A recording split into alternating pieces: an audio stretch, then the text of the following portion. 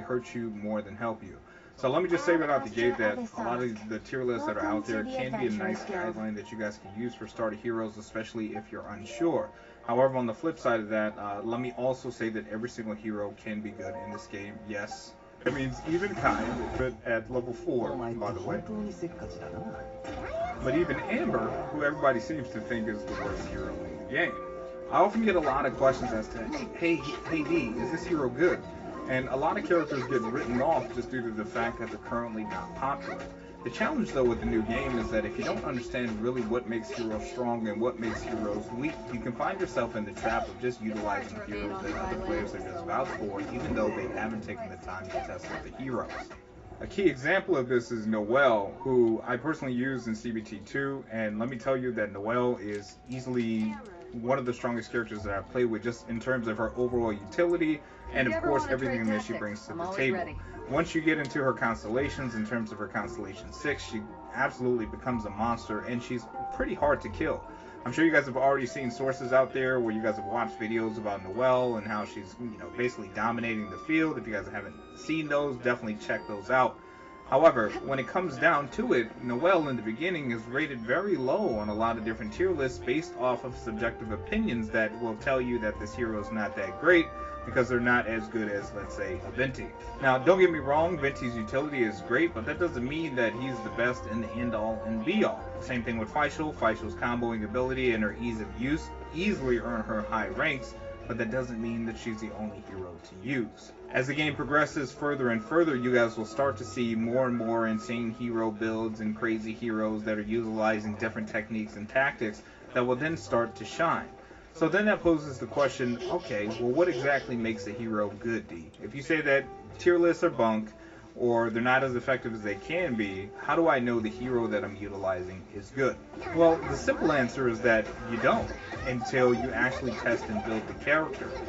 I know a lot of players are like, well, I don't want to build a character and risk, spending a lot of time and resources, and then the character ends up just not being good at all. But really what it boils down to is the ability of your hero is going to basically just boil down to your equipment. And no, it's not just a matter of getting 5-star equipment, although 5-star weapons certainly do help because they do make it a lot easier to put up big numbers. It's more a matter of understanding your gear and what kind of stats you need to be looking for when you're gearing a character. So for the sake of example, we're utilizing Kaya here, right? Kaya's level 4. He's hitting for 1500 on a basic attack, 900 to 1500. And you guys are like, what the hell, D? Why is your Kaya hitting harder than most of the heroes that I use in my box? And the answer is really just understanding your equipment. So when it boils down to it, you have to look at your artifacts and how your artifacts are positioned. I talk about this a lot before, and it's mainly just understanding how your hero scales with damage. So if you guys are trying to maximize your physical damage, basically your melee attacks, then you guys are obviously going to be looking for things like crit rate, crit damage, of course. But more importantly, you guys are looking for physical damage bonus. So as you guys move into stuff, and I talked about this previously in my gear guides, I'm not going to get too much into this because I'm sure you guys have seen those already. If you haven't, make sure you guys go watch those. But the big thing is transitioning yourself from a full attack build to changing your cup to physical damage bonus, or if you guys are using mages, transitioning to a elemental damage bonus, right? And that's really what it boils down to. We talked about a lot about leveling up your talents, right? Because talents is huge. And then, of course, leveling up your character. So if you took this level 4 Kaya right now, that's, hitting for 900 to 1500 a hit at, world level 6, imagine what he would look like if I actually took the time and leveled up his actual talents. He'd be dealing significantly more damage, right? So if determining whether a hero is good or not is not just based on the hero itself and it's mostly just gear, how else do you determine if the hero is worth your time? Well, a lot of it has to do with really looking into the talents and understanding what the hero can do. I've been guilty of this myself, where I've looked at a hero and I looked at all of their abilities, for instance, but then I say maybe I forgot to look at their constellations.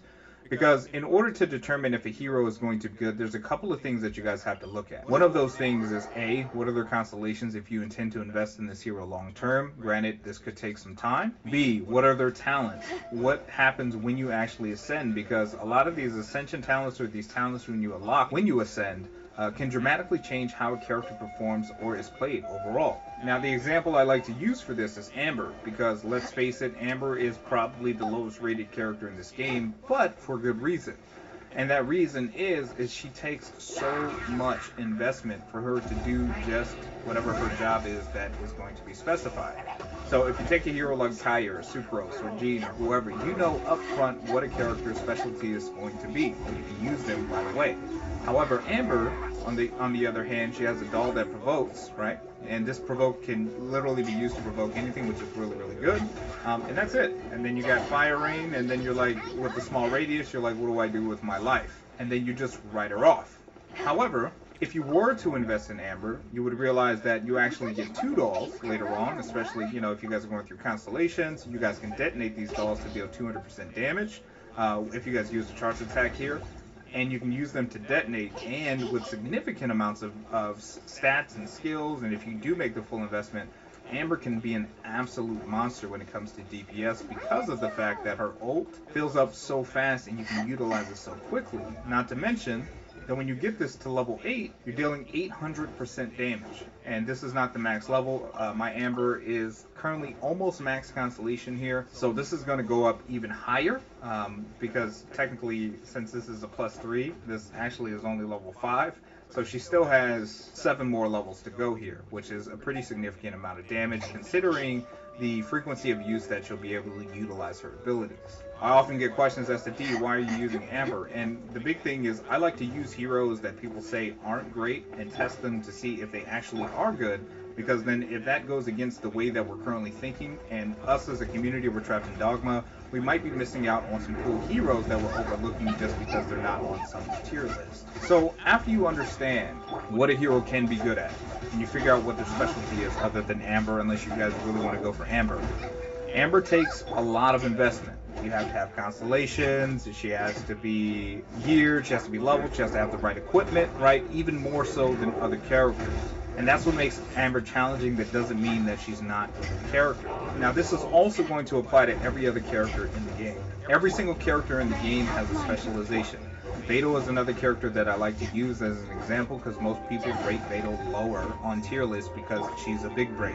She works mostly off of counter attacks, so you have to utilize her in a way where her stat builds and her stat thresholds are different than other characters because she relies on her Tricolor ability, which requires you to charge this ability, and then when you charge the ability and you release upon taking contact, this is going to absorb a certain amount of damage and release it upon the enemy.